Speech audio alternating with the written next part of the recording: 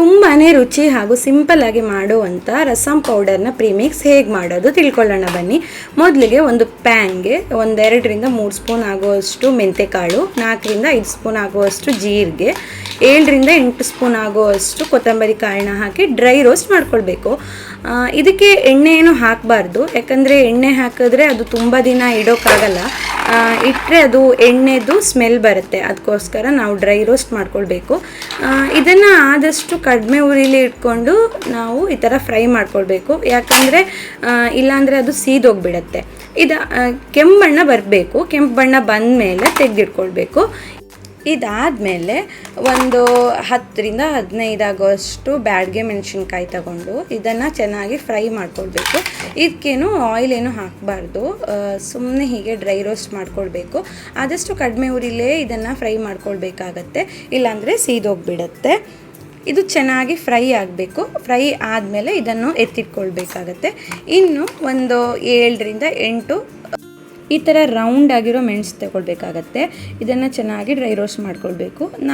ನಾವೆಲ್ಲ ಇದನ್ನು ಉಂಡೆ ಮೆಣಸು ಅಂತ ಹೇಳ್ತೇವೆ.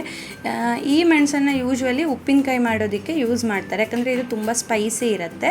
ಬ್ಯಾಡಗೆ ಮೆಣಸಿನ್ಕಾಯಿ ಕಲರ್ ಅಷ್ಟೇ ಚೆನ್ನಾಗಿರುತ್ತೆ. ಆಮೇಲೆ ಸ್ಪೈಸಿನೆಸ್ಸಿಗೋಸ್ಕರ ಈ ಮೆಣಸನ್ನು ಸೇರಿಸ್ಕೊಳ್ಬೇಕಾಗತ್ತೆ. ಇದಾದಮೇಲೆ 1-2 ಕಡ್ಡಿ ಆಗುವಷ್ಟು ಬೇವಿನ ಸೊಪ್ಪು, ಆಮೇಲೆ ಒಂದು ಸಣ್ಣ ಕಡಲೆ ಬೀಜದ ಗಾತ್ರದ ಇಂಗನ್ನು ಹಾಕಿ ಚೆನ್ನಾಗಿ ಫ್ರೈ ಮಾಡ್ಕೊಳ್ಬೇಕು. ಈ ಇಂಗನ್ನ ಹಾಕೊಳ್ಳೋದ್ರಿಂದ ತುಂಬಾ ಚೆನ್ನಾಗಿರುತ್ತೆ ಫ್ಲೇವರು. ಇದಾದಮೇಲೆ ಒಂದು ಡ್ರೈ ಮಿಕ್ಸರ್ ಜಾರ್ಗೆ ನಾವು ರೋಸ್ಟ್ ಮಾಡ್ಕೊಂಡಿರೋ ಅಂಥ ಕೊತ್ತಂಬರಿ ಕಾಳು, ಮೆಂತೆ, ಜೀರಿಗೆ ಎಲ್ಲ ಹಾಕಿ ಚೆನ್ನಾಗಿ ಪೌಡರ್ ಮಾಡ್ಕೊಳ್ಬೇಕು. ಇನ್ನೊಂದು ಸಲ ಚೆನ್ನಾಗಿ ಫ್ರೈ ಮಾಡ್ಕೊಂಡಿರೋ 2 ಬಗೆಯ ಮೆಣಸನ್ನ ಸೇರಿಸ್ಕೊಂಡು ಚೆನ್ನಾಗಿ ಒಂದು ಪೌಡರ್ ಮಾಡ್ಕೊಳ್ಬೇಕು. ಈ 2 ಪೌಡರ್ಗಳನ್ನು ಒಂದು ಮಿಕ್ಸಿಂಗ್ ಬೌಲ್ಗೆ ಹಾಕಿ ಚೆನ್ನಾಗಿ ಮಿಕ್ಸ್ ಮಾಡ್ಕೊಳ್ಬೇಕು.